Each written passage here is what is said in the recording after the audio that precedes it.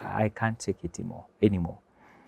I will commit suicide. Yeah, I used to see dead people and I was like, these guys are so serious. Is there a way where you can maybe die without being so serious? Many men right now, they're dying because of ego. They have a lot of ego. And I felt now, according to my thoughts, I need to teach God a lesson. Yeah. As I was driving, I was just hoping for an accident, a head-on collision in this case. We are products of our thoughts. Suicide is a deception. When man dies, it's actually not the end, it's the beginning. Because you are a spirit with a soul, this is just a body. It's a host, the spirit and the soul, yeah?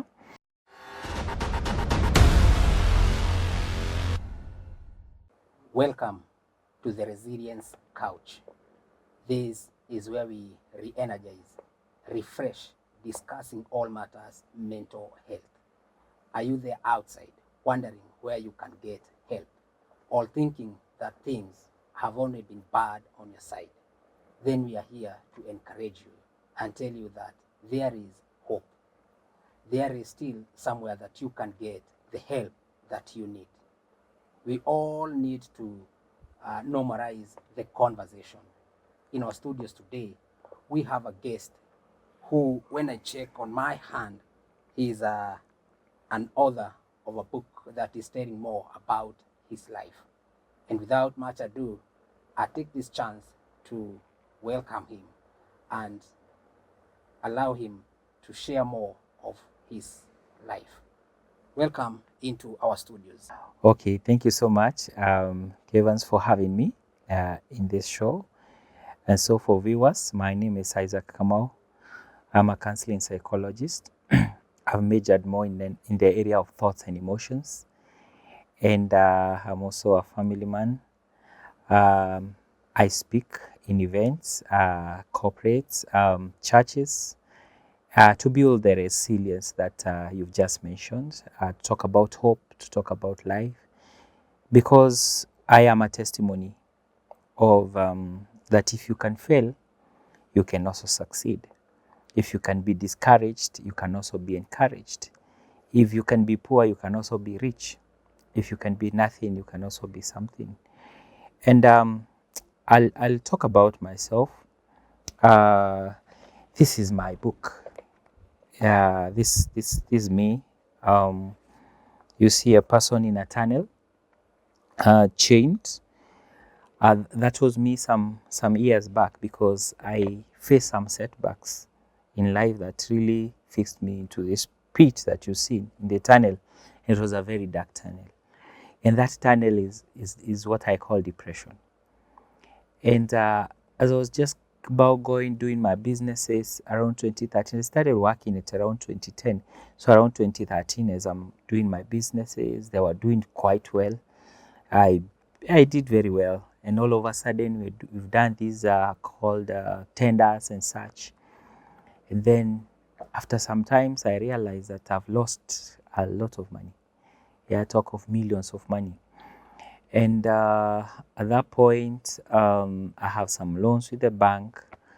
And these guys were quite harsh on me. They came. I had 2 vehicles, which they took. And, the businesses, they collapsed. Just collapsed. I had nothing. Actually, I now was so broke. When you're broke, until broke people know that you're broke. That is where I was, yeah? And it was so bad that I could not even afford just to have a meal. Food was a challenge. I remember one day I went to a hotel in Nairobi. I wasn't not in the hotel, but just out of the hotel. I was looking at the people inside. I could see this chicken rolling, and I'm like, I can't afford. When you're broke, Kivans, that's when some smells are very relevant. Yeah, when you don't have anything and then you smell some chapatis, then they can really put you in a difficult situation. You're feeling like, if I had the money to buy this, I would. Because I look at the chicken as they were doing the acrobatic movements, and I was like, where? there's some guys inside who are eating this. And I looked inside, I was like, these guys are sons and daughters of God. I personally, I don't know where I'm falling. And so it was so bad. You can imagine, from a person who had 2 vehicles, who is doing well in business, no money, nothing. I mean, you just collapsed. And again, you cannot now tell people. People don't understand. Now there's a conflict. There was a big conflict between where I was and where, where I'd come from and where I was. Because I remember, I used to send my mom some money. Of course, we do send money to our parents. And then one day, after like 2, 3, 4, 5 months, mom is like, hey, nowadays you've forgotten me. What is it? And then I can't tell her that things changed. I just have to tell her, I'm still just something small, and then I'll be sending you. But, actually, my mom had money. She could even have sent me money to help me. But I can't explain that. Yeah. Some youths, they came and they wanted me to be a guest in their I think, youth fellowship or something. And I was looking at them and I'm asking myself, these guys, they don't even know that they are richer than me, because I was so broke. Yeah, I'm broke. I can't even. And then I'm looking at them. You want me to be a guest? Okay, I'll get back to you later. But I know that it's so bad. And now I tried to borrow money from some friends here and there. Send me some 500 shillings. Someone sends once. The second time, I'm sure maybe you've had an experience. It's so bad that, they stopped. And actually now people look at my phone and be like, this is a nuisance. This is a bother. And now, when it got to that, no business, family also wasn't doing well. It just, okay, because I say that the challenges happened in 2013, but they went for quite a long time. 2013, 14, 15, 16, 17. I married in 2014, August. And also, it became a challenge because I didn't even know what depression is. But I was in deep, deep depression. I was deeply depressed. Yeah. So I'm here. So you see now the marriage cannot really work well in that kind of a state. And again, I could not tell my wife that I'm broke. She knew I'm not broke even as we are going through the whole process. Yeah. So I could not start explaining that I'm broke, things are not good. So at some point you hear her tell you, now tomorrow I'll be going to the saloon. So I'm like, what are you talking about? So I need some money. Okay. Okay, those conflicts, there was a lot of conflict. Yeah. And so at some point, I felt, no, let me do this. Yeah? This is now, enough is enough. I can't take it anymore. I will commit suicide. I just got an idea. Why? I think this was the devil speaking, yeah? Why don't you just end this thing? Yeah? This life, and my childhood was also quite difficult. I grew up in a family where things were not very easy, not financially, but I guess there was a lot of trauma in my head. So you thought that committing suicide would be the only solution to end your sufferings? Exactly. No, today as a psychologist, I look at it this way. You're put in a cell, and then inside the cell, there's no door out of the cell. There are no options. And so the door out for me was suicide, because I'll get out of the cell. Because look at this, I'm not able to pay the debts. The relationships have broken. My friends are not picking my calls anymore. Now what do I do? And I'm in this cell. I had businesses, they've all collapsed, Again, there was also an aspect of maybe shame, whereby it will be shameful for people to know that, oh, this guy, he was doing well. Nowadays he's even walking like an animal. He no longer has the cars he used to have, yeah, and all that. The business collapsed. You didn't hear, trying to run away from all that shame. So I felt, wait a minute. I think I need to now end this. And I felt, wow, that's a good idea, because I really needed to get out of the problems that I was facing. And so I also call them adversities. And then, so I felt, okay, now I thought, what is the best way to die? How best can you die? One, how best means that without much pain. I don't like a lot of pain. Even the doctor syringes, I don't really like them. So I was like, I don't want to feel a lot of pain. Also, I was so curious on what will happen after death and all that.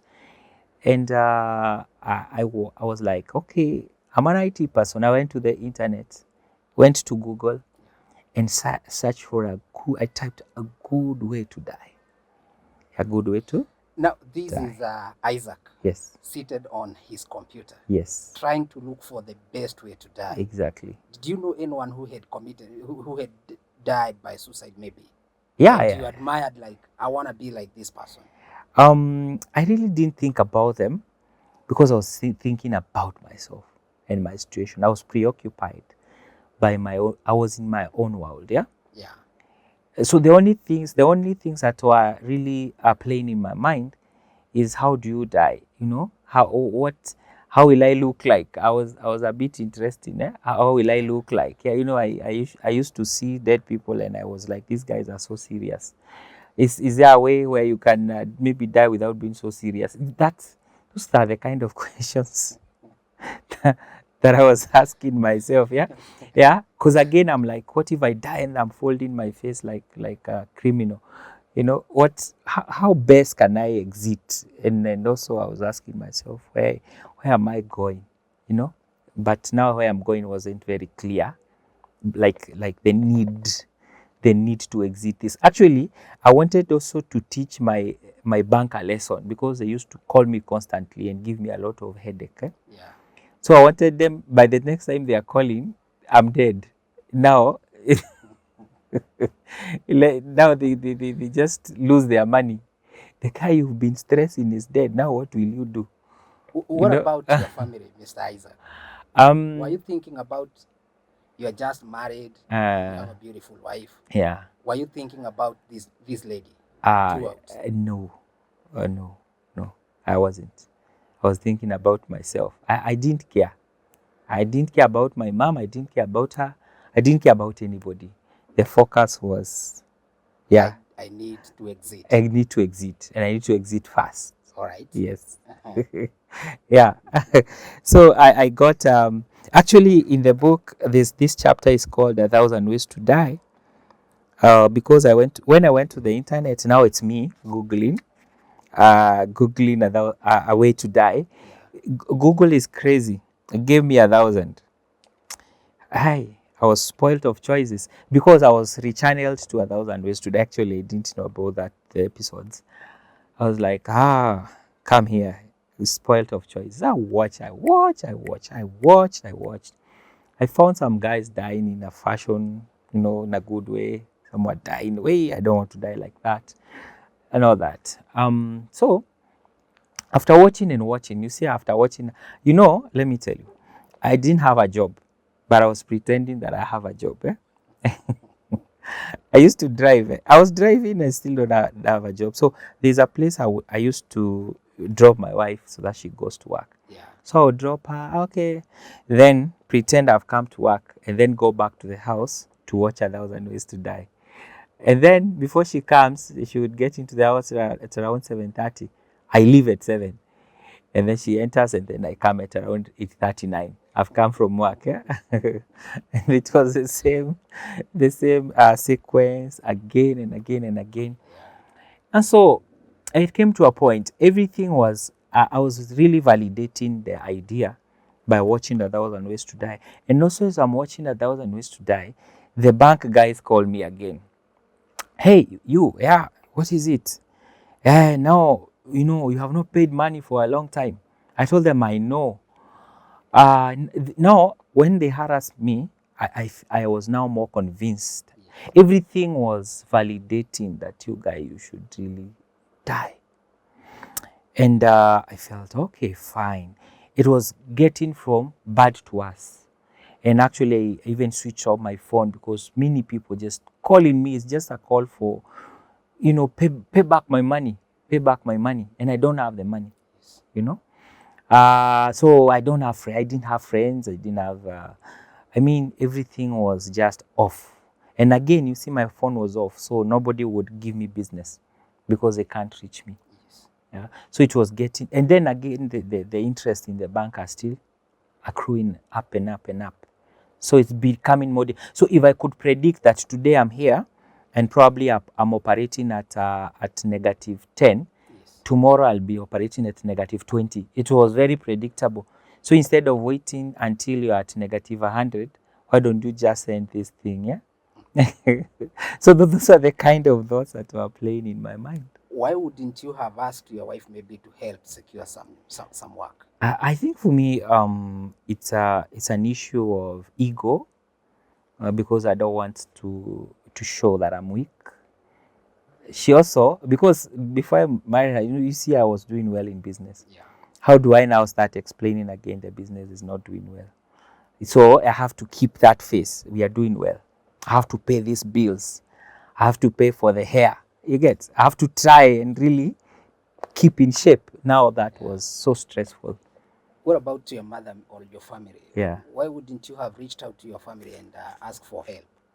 I could not balance. I could not fathom how, because these guys, I'm like, this is a star in the family. Yeah, now what is he telling me? I felt I'll depress them so much. So let them just stay their own lives, and then I stay my own as well. Yeah. Let me battle this. I'll make it. I will somehow come out of it, but I don't want to expose my weakness to anybody. That was the main challenge. I actually had to deal with a lot of ego, even for me to be able to accept, even to explain the weakness, because I've realized the weakness is also a strength to so many people, that you can become vulnerable and be a source of help. So because many men right now, they're dying because of ego. Yes. They have a lot of ego. Actually, suicide is an ego thing. It's a huge ego thing. Yes. Yes. Now, Mr. Isaac, Yes. you have watched again and again 1,000 Ways to Die. Mm-hmm. Then what followed after that? Did you So find the perfect way to die? yeah, I chose one. So when I chose one, also it was happening within a very short time. I was sure that the week that followed, I had even selected a day. It was supposed to be a Wednesday, and I could see the whole picture. So, Mr. Isaac, Yes. what was going in your head? Like, you are looking at your wife, knowing that this is the day I'm going to die. She's there busy cooking for you, preparing you to go to work. Yeah. That is work. Yes. What was going on in your mind? Yeah, I was like, you have to be good to people. Even the criminals, when they are dying, they are good to the family members. Yeah. So it's good to hug. I was kind. I was loving. Hey, because I knew these are my last days here on earth. I'll be gone after some time. Yeah. After actually a short time. And so I would look at her and be like, okay, fine. And now we were just the two of us, because we were also not married for long. We didn't have children. And so that's when I don't know what happened to the Wednesday. I really felt it should be that Wednesday. And no, the previous week. Can't exactly remember the date, but let's assume it's Tuesday or something. But I knew Wednesday is a day to execute. And the whole picture was, I had the whole picture in my head. I could see everything.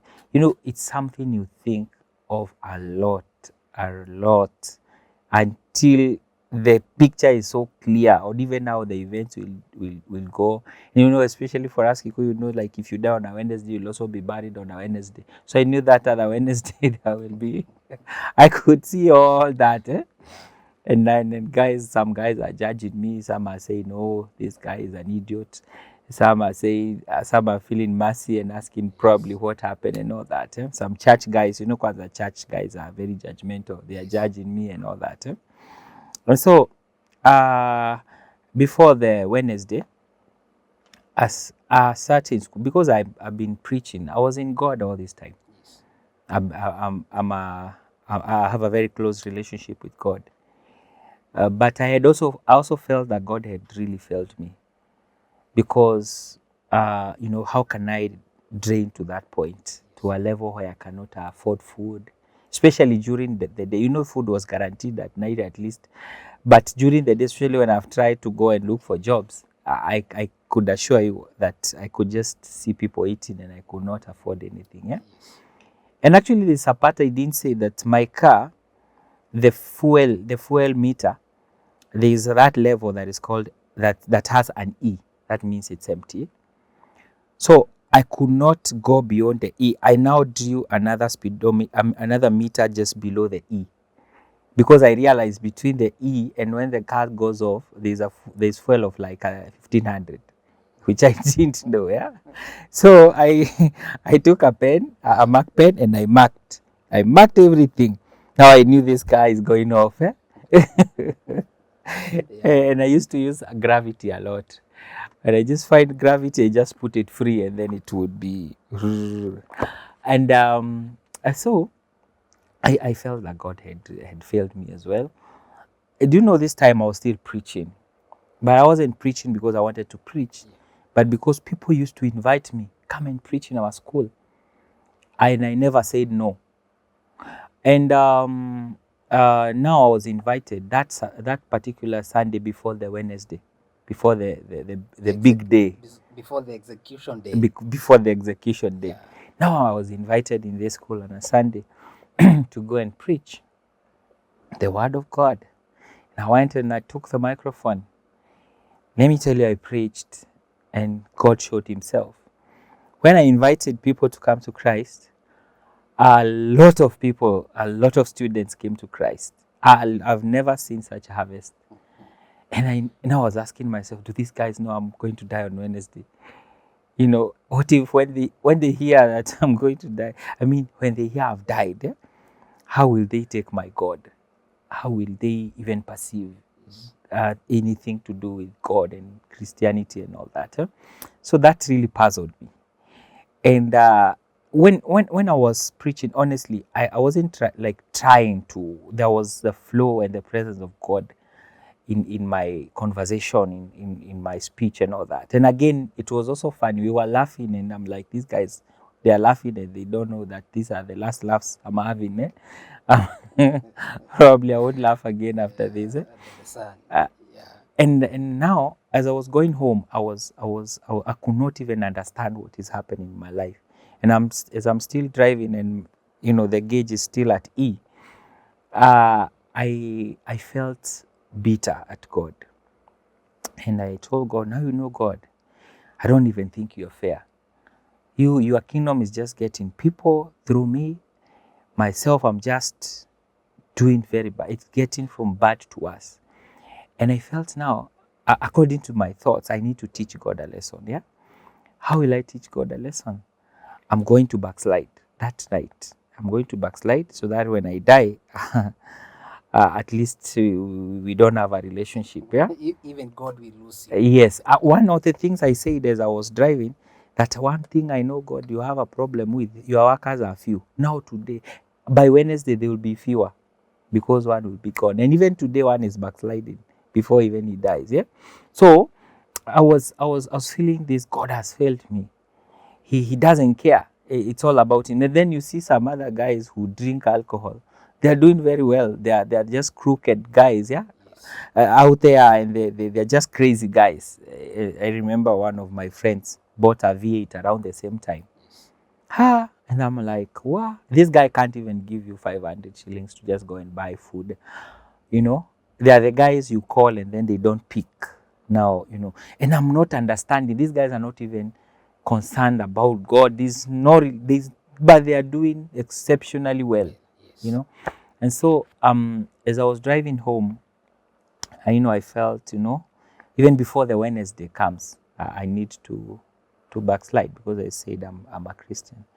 And actually, I went home, and then I drove to a club to go and at least put a sign. This is on a Sunday. It's a Sunday. You are after preaching in a school and invited so many people to come to Jesus. Yeah. And they have come. Yes. And you have driving home, Yeah. thinking like, I now have to teach God a lesson. Yes. Yes. And you are now here, Yeah. going in a club. Yeah. Okay. So I drove to the club, and then I stopped. I mean, I was just I just stopped outside and I didn't enter. But inside the club, it was very visible. Hey man, those guys were having a lot of fun. They were throwing hands in the air, you know. It was around 3 a.m. on a Sunday. Throw your hands in the air. I remember the song very clearly. They were singing like life ni fupi na mimi sijifungi, banjuka tu. I'm like, wow. Wait, these guys now are living a life, eh? Now look at me. I'm from preaching during the day. Where am I? Is there even a God in the first place? Or we are just talking of something we don't understand? And I was like, no, okay, first, I don't want you to forget that I didn't have a lot of money. Actually, the envelope that those guys gave me was very important. And it's the one I want to enter and drink with. Eh? Yeah, even if it's Is the two or one that three, you are going to teach God a lesson with. with. Yeah? Yeah. So I'm asking myself, do I drink Tusker? Do I drink whatever? I mean, those brands, I didn't know which one exactly to start with. And I was there. Again, I really needed the money because I'm trying to sort a few things here and there. So I was there for like maybe talk of an hour, and then I didn't go in. I just drove back to the house, and I didn't enter the house. I just slept in the car. I think from maybe around 5 to the next, it's 5 to 11, 5 to around 11 a.m. or 10, thereabout. Huh? And, my wife would wake up, go to work when I was still in the car, because I would tell her, please, don't disturb me. Yeah. If you don't, don't ask me a lot of questions. If I'm sleeping in the car, please let me sleep there. Don't wake me up. You'll wake up trouble. Just leave me alone. Okay. So I'm there. She just went to work and all that. Huh? So it's a Monday. Still, I have 2 days to go. It's a countdown. Eh? Yeah. Yeah. So then when I enter the house, I still have to watch the method I chose so that I can see more. and the thoughts were very clear. The idea was so clear. Around this time, that is when God talked to me. Now 2 days to the big day. Exactly. Yeah. And I felt, I had a voice basically telling me that, Isaac, you know what? I am with you. I am with you. God has never talked to me one-on-one again, besides maybe the Bible and such. So God is telling me, I am with you. It's not an accident. It's not like I didn't know this would happen to you. It's for a purpose. And I'm with you, and I'm revealing it to you because I want to use you to tell so many people that suicide is a deception. When man dies, it's actually not the end, it's the beginning. Because you are a spirit with a soul, this is just a body. It's a host, the spirit and the soul, yeah? So God was like, you would think that you've ended, but you've just started. The end of life is the beginning of life. The end of a very temporary life is the beginning of an eternal life, a permanent life. And so it was so clear from God that Satan is an enemy, and his focus is not just for you to die, but for you to lose eternity. You get, yeah? Dying is not an issue, because like by then, God, I'm 26 years, right? I'll still die at 96 when I'm old. So what's the difference? I still die. Why don't I die now? Yes. That's a very profound question. And God is like, it's not about the death. It's not about the stopping of breathing. You'll stop breathing, but you will not die. According to me, death, that's not the definition of death. The definition of death is something totally different. Yes. That Satan is after eternity. And that's why God gave his son, so that whoever believes, it's for eternity. will have life and everlasting for eternity. So it's like this war is bigger than I thought. It's so big, it's huge. No, this is the revelation that you are having. Exactly. And you have one day Yes. to the execution Yes. of your exiting. Exactly. And now the Lord is here speaking to you, Mm-hmm. giving you all these revelation Yes. about death. Yes. What was in Isaac's mind? I was shocked. First of all, I was disappointed that I will not die and I want to die. Hey, I was I was I was very disappointed. I felt helpless. Now, what am I going to do? And still, there's something I didn't say. Let me take you back a bit. At some point, as I was driving, I was just hoping for an accident, a head-on collision in this case. I would hope that someone would just, maybe a drunk guy, just sleep and just come my way and then finish me. Yeah? So, but it never happened. I've written about them on this book. They're called collision rides, yeah? Which never happened. Yeah? So I would really struggle to fuel a car for 300 shillings instead of going to a hotel and eat madondo and chapo. And I'm like, let me stay hungry, but let me go and try to, because at least 300 could do some 2 chapos and a madondo or something and water. But I would fuel the car to go and try to look for collision rides. Yeah? So now let me go back to the Monday. So I'm disappointed. God, what do you mean? And then why is it that it's me who is now knowing this? Are there other people who don't know this? Or rather, why do people then kill themselves? But you see, now the paradox in the whole thing is that I was filled of the Holy Spirit. I was from preaching on a Sunday, and I'm full of God's presence. However much I want to die, the presence of God is in me. So God was like, I want to give you an assignment. I want you to make the whole world to know that suicide is not an option. It's the worst deception that Satan has introduced to men. And I'm like, who am I now to do this? And how will I do this? One, I'm in debt. I remember God telling me that you are a rich man. I'm rich, and I was in, like, if there was the Fulizas of those days, I'm in Fuliza. I'm in everything. Everything. Copper. Bank. What? Everything. I've borrowed until there is no more option to borrow. And I heard the Lord telling me that you are a rich man. You already healed. By the way, I was sick. I was very sick. I had ulcers. And I remember one of my friends can give you that testimony. I had a flu for 2 years, consistent. I used to carry like 5 handkerchiefs every day.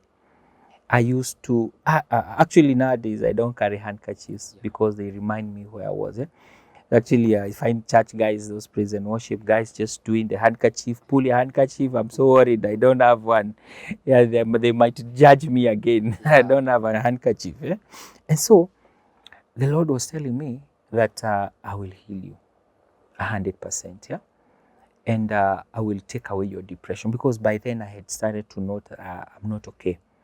I didn't know so much about depression, but the assurance was that I will heal you and I will make you a healer. You'll also heal many people who are sick. Your story is a story that I will use so that somebody hears in future and they will be okay. They'll be delivered from the kind of mess that you are in.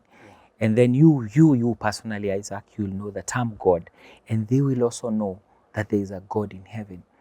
And so the ideas God gave me were crazy, and I had to write them before I forgot. So I took my laptop again. I minimized the Google page on 1,000 Ways to Die, and I opened a Word document. I started typing. I typed the deception behind suicide.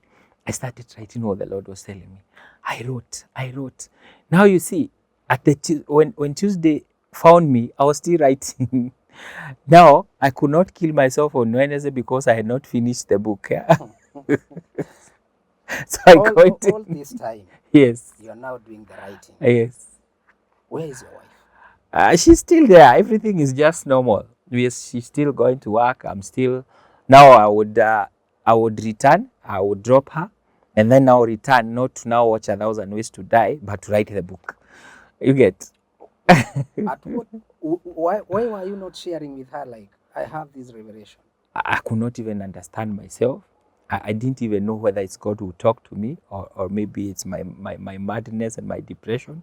So I had to be sure first that what I'm doing is legit. Because I was crazy. I was like, I'm a madman. Yeah? And this is the man who brought a lot of people to Christ on Sunday, and then he wants to die on Wednesday. And then you're saying God has talked to him on Monday. He's writing a book. That's a madman. Yes. You get. So I would drop her. I would say, see you. Have a nice day. Then I would return and start writing. And I got a lot of ideas on this book. And so the more I wrote, the more I healed. Yeah? You know, I started talking about my future that was good. Like now, I stopped becoming a patient. I now sat down with I'm the doctor, you are the patient. I was no longer the patient. Like now, I remember writing this chapter here called My Encounter with Faith. If you read this book, if you read this chapter, you will be talking of an Isaac who is doing very well. The Isaac I was talking about then is the Isaac now. Yeah. But by then, I was in trouble. I was in debt. I didn't even know how to pay these guys. I've just gotten faith that one, I will live and not die. I'll be healed. Because you see, I was very sick. That I'll be healed. Now, again, at Yamalenda, and I've borrowed everyone and every institution. And actually, these guys are, because even the car I was driving, at some point, the banks, they had come for it. Just maneuvered someone and got it back. You know? So, how can I'm talking about faith and how people need faith. How you, as a patient, you need this faith. Now I was talking about the me who has become after years. You get? Yes. I was not a psychologist, but I saw myself as one. Because even the school fees, surely, where will I get it from? Yeah. But somehow in the mix, I trusted in God. I remember God telling me that I am God, and you'll see that I'm God. I'll prove to you So that I am God. Throughout all this time, Yeah. have you realized that I need help? Yeah. At some point, before it came to that level, at some point I went to a counselor who really messed me up. So I stopped. I was like, these counselors are idiots as well. So I stopped, and I was like, this guy has just taken my 2,000, and he has really messed me up. Why this guy messed me up? Yeah, he started telling me about God. The God I had a problem with. You were telling me about God. Yani, and he was quoting verses left, right, center. And I was like, I don't need the verses. Your God is not fair. He's good to you, he's not good to me. So I was like, no, I'll never go to these guys again. Yeah. And actually, that really gave me a motivation to become a psychologist, because we don't impose our values to people. We support people. Yes. People are going through so much. I don't need to tell them, about my values, and my values, they don't have to work for them. You get, but just need to be supported. Yeah. So I had stopped. I had cancelled anything to do with a psychologist. I knew these guys are just a mess. I just needed help. I just needed to come out of this. Yeah. So I never sought help elsewhere. But no, there's a friend of mine in a chapter 6 who's it's called Support Systems. This guy is called Jasper. He really helped me. I talked to him. I would share. This is the only person who I talked to. I remember one day I walked to where he was, and I think it's a distance of like maybe 5 kilometers, and I didn't notice I walked. Yeah. I just felt like a snap of a finger. I got to where he was. So I think it was like this guy called Flash, like this, and then you are there. Yeah. Yeah. So we really talked. So he's a person I really talked to, and I've really addressed him in chapter 6 about the support systems. Yeah. And so I can't say I got out alone. I didn't get it out alone. Even if the psychologist could not really hack it, he really, really did very well. Yeah. And so, yeah, I found help. I found help. You really found I really help found help from a friend. from a friend. And now this time, even as God is helping me, it's because I've been supported by someone. You get? Yeah. So now the Wednesday found me writing. Is the plan Yeah. not reminding Isaac, Yeah. like, you have us Mhm. and you need to execute us? Mhm. Yeah. No, the thoughts, yeah? Yeah. Yeah. Now, one of the chapters here is the purpose of life, yeah? I found purpose. And I was like, God wants me to save some lives. And again, wait a minute. When I write a book, say I'll sell. So I'll get some money as well. I'll get out of debt and such. I imagine I'm an author writing these books. I remember I shared with someone that I want to write a book, and then they laughed. Hey, because I was just, my mind was not just stable, and anything that could come could either be very wrong or very right. Yeah. And so I found purpose. Like I was like, if I'm just going to live for this one reason, to save lives, then it's worth living. Even if I'm broke, and I cannot afford those chicken, and there's no way I'll be writing books and I cannot afford a chicken. God cannot allow that. Yeah. I think I can afford chicken and chips after I sell a few books. Yeah. Yes. So this purpose of life was very critical, because actually that's the reason as to why I'm living today. I found purpose. Yeah. Because it's all this time when I wanted to die. When I was writing the book, I was pursuing a purpose, not just about the book. Yes. But I felt, let these guys come for me. Actually, I told myself, these banks, after they've taken everything, they now maybe come for this car again. Let them now come for me and go and store me somewhere, and then just give me a computer. They say that even me, I'm there under their custody. Yes. I'll just be writing because I'll be pursuing my purpose. So nothing worried me. Nothing worried me from that point going forward. Yeah, it was like, even if I'm broke, even if I don't have friends, at least I found a reason to live. Yeah? And so that is how those thoughts escaped. From that point going forward, when I found my purpose, that's when the thoughts suicidal escaped. thoughts disappeared. They disappeared. And now Yes. here we have the new Isaac. Yes. This is not getting me. You were to die on Wednesday. Yes. On this Wednesday, you have found the purpose. Yes. And the thoughts are gone. They are gone. What are you going to say to the new Isaac? Now there was a challenge here because I don't trust my English, especially writing. It's easy to talk than to write. Yeah. You write and then someone reads and then they laugh. But now I was feeling this English is okay. And also, I need to go back to school and study psychology. I wanted to really understand the suicidal mind. Actually, as we speak, I'm writing another book that's called Inside the Suicidal Mind. It's very scientific. I want to break it down. Yes. Onto how the thoughts start and how they end. We are going to draw the brain and show the various changes that happen before it gets there, because I've really studied a lot in that area. So I was like, I saw myself as a psychologist. But now the difference between where I was, and again, you see, God told me that you are supposed to tell the world about this. So I didn't look for a local university. I looked for an international university. I needed to study some international things. I believed, now battling from a funny village, Yes. which has a funny name, and now you're supposed to be international and go to an international school and all that. It's now that also is a conflict. But I trusted God, and I started looking for a university that can really offer some good education, and especially in the area of thoughts and emotions. And I found one. And let me ask you this. After finding the purpose, do you have the money to pay the fees? No, I don't have anything. Actually, I'm in debt. I'm in trouble with the banks. And now you are looking for a university. Yes.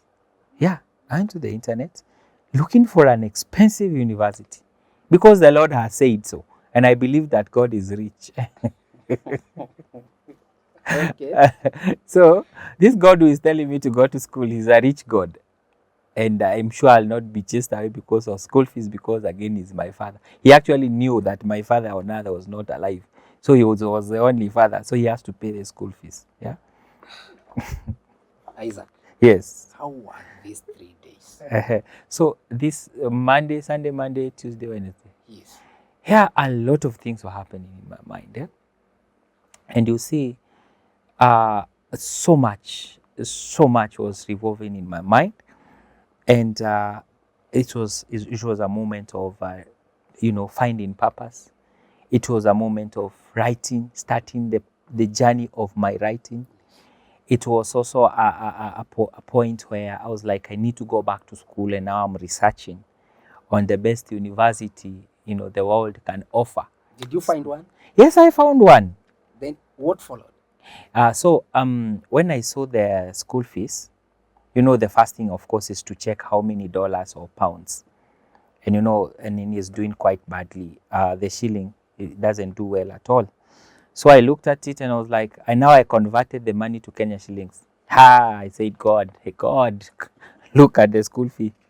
Even if it's faith, now this is too much. Yeah. I can't afford this kind of fee. And I remember God reminding me that, you know what? I am rich.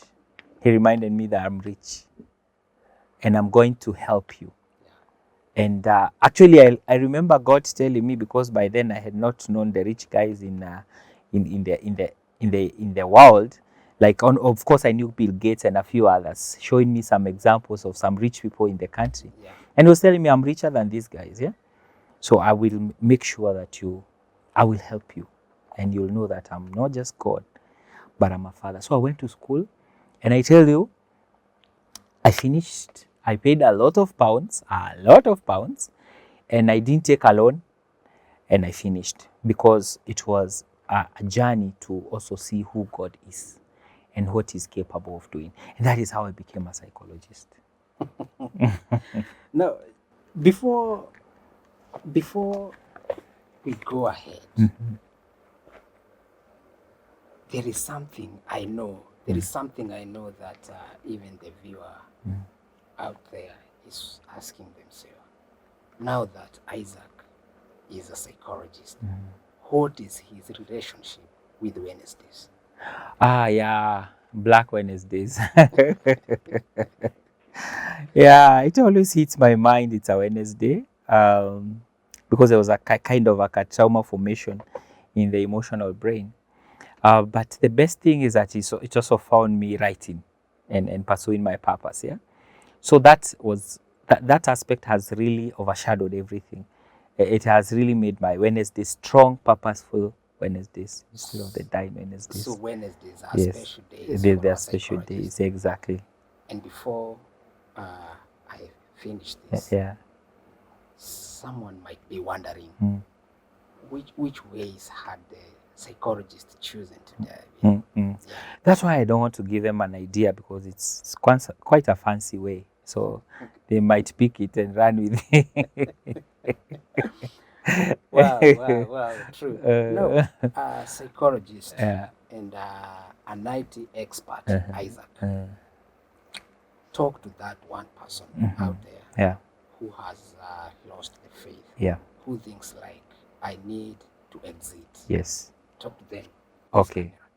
Yeah. So one thing, my viewer, that I'll tell you, these adversities are quite good. Look at the product. This is a product of adversity. It's a product of pain. I will never have become an author. I will never have become a psychologist. But because of these adversities, I thank God for the adversities. I was telling myself, if I was born in a kingly palace or in state house, I would have nothing to write. What am I writing? I've been in the group of schools. I've eaten the best chicken and the best chips or mutura or whatever. But here I am, with the testimony of what God does. Yeah. So we are products of our thoughts. So when you are hit by, maybe negative experiences, yeah, how the thoughts you adopt will reflect who you will be in some years to come. So if you reflect negativity, loss, failure, you are useless and all that, you definitely become useless. But you can also pick the same adversities and turn them to something so beautiful, yeah? Yeah, so today I'm called in conferences and these guys pay me. I can't believe it. Like, you're calling me because I was suicidal. You guys are not serious. And then they pay me a lot of money because of my adversities, yeah?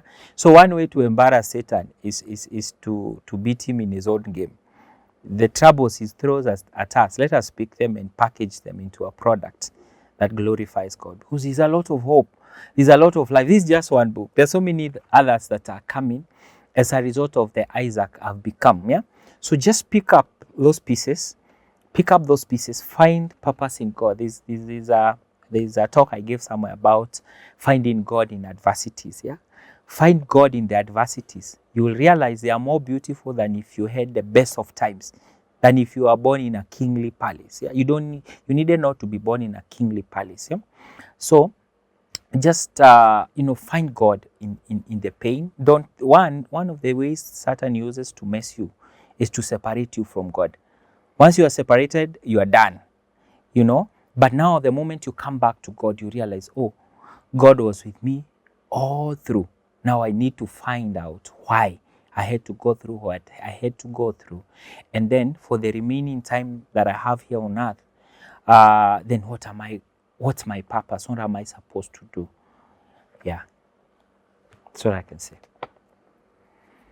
You have had it for yourself that through adversities, our author and an IT expert found purpose in life. I know that you're wondering, do I have any purpose on this life? I can tell you, you have purpose. All we need to do is normalize the conversation. Find that one person that you can trust and share all you are going through. And you will realize that there is more at the end of the tunnel than you think. I have been your host, Kevans, and let us catch up on our next episode where we shall talk more about mental issues. This has been the Resilience Couch.